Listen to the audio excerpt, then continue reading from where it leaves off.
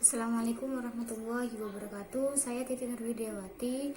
Di video kali ini saya akan menerangkan tentang pengangguran dalam perspektif ekonomi Islam. Nah, mengapa sekarang kita mengapa kita jadi penting membahas tentang pengangguran ini? Ya, karena supaya kita tahu apa sih pengangguran itu, apa penyebabnya, dan bagaimana cara menyelesaikan pengangguran ini. Karena dengan adanya pengangguran ini akan berdampak negatif terhadap ekonomian negara secara makro maupun mikro kepada penduduk negara itu, sehingga kita mendiskusikan lebih dalam dan mencari solusinya tentang pengangguran ini. Di sini kita akan memahami pengangguran dalam perspektif ekonomi terlebih dahulu. Nah, pengertian pengangguran sendiri yaitu orang yang masuk dalam angkatan kerja 15-60 tahun sedang mencari pekerjaan dan belum mendapatkannya. Nah, untuk selanjutnya yaitu ada macam-macam pengangguran. Di sini ada pengangguran terbuka. Nah, maksudnya yaitu secara nyata dia tidak punya pekerjaan. Seperti itu. Dan yang kedua yaitu pengangguran tersembunyi. Maksudnya pengangguran tersembunyi yaitu bekerja tetapi dalam waktu yang standar. Maksudnya seumpamanya bekerja dalam 10 jam. Dia bekerja selama 10 jam, tetapi dia hanya bekerja dalam 5 jam. Berarti yang sisa 5 jam tersebut dia pengangguran. Selanjutnya yaitu pengangguran musiman. Contohnya seperti yang mempunyai pengusaha mebel. Kan tidak setiap hari ada orang yang membeli kerajinan mebel. Jadi pengangguran musiman ini bisa dari hari-hari atau dari bulan. Yang selanjutnya yaitu pengangguran setengah menganggur. Ini sama dengan pengangguran yang tersembunyi. Bekerja tidak full maksudnya. Terus setelah macam-macam pengangguran kita akan membahas jenis-jenis pengangguran. Di sini ada beberapa jenis-jenis pengangguran. Yang pertama yaitu pengangguran friksional. Maksudnya yaitu orang yang tidak bekerja, yang mana sebelumnya ia bekerja tetapi ia mencari pekerjaan baru. Jadi yang pertama dia bekerja karena maksudnya itu dia mempunyai pekerjaan tapi dia resign dari pekerjaannya karena mungkin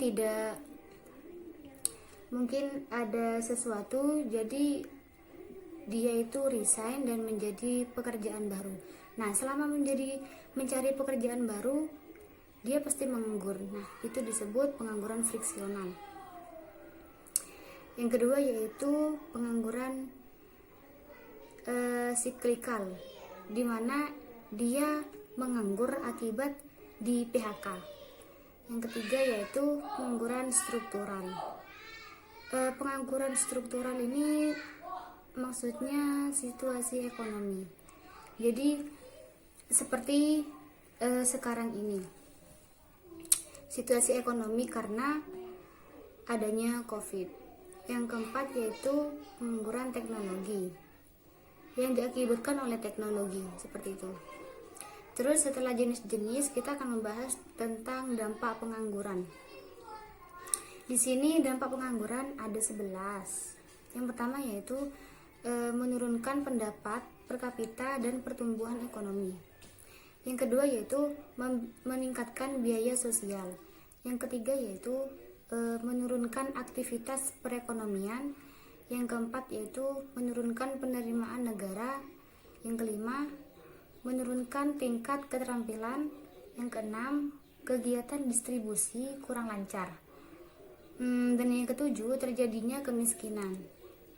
Yang kedelapan, kurang gizi. Yang kesembilan, tidak kriminal meningkatkan.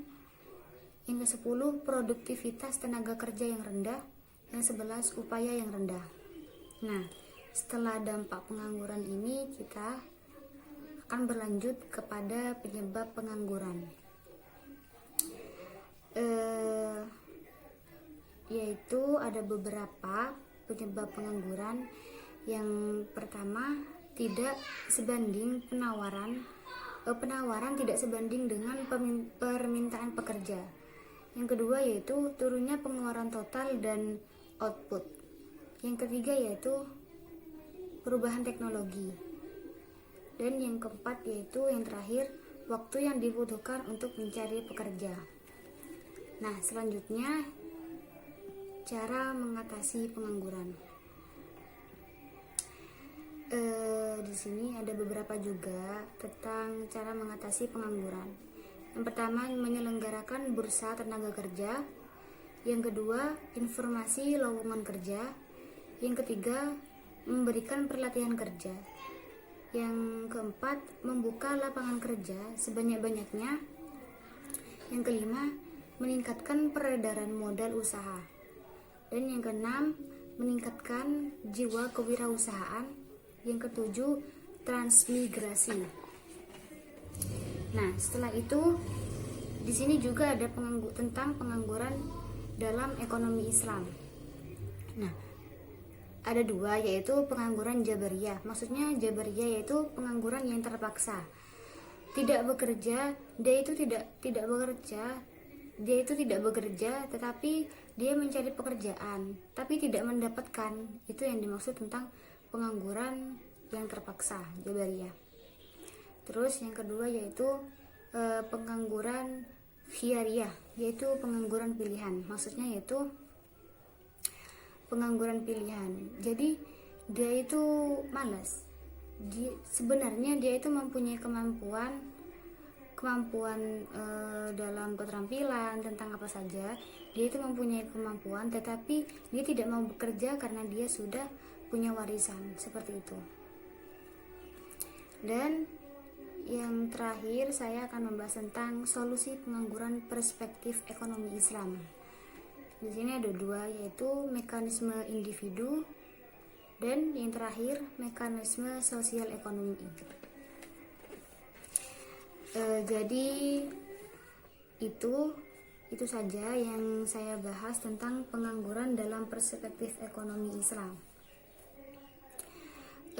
Cukup sekian dari saya. Wassalamualaikum warahmatullahi wabarakatuh.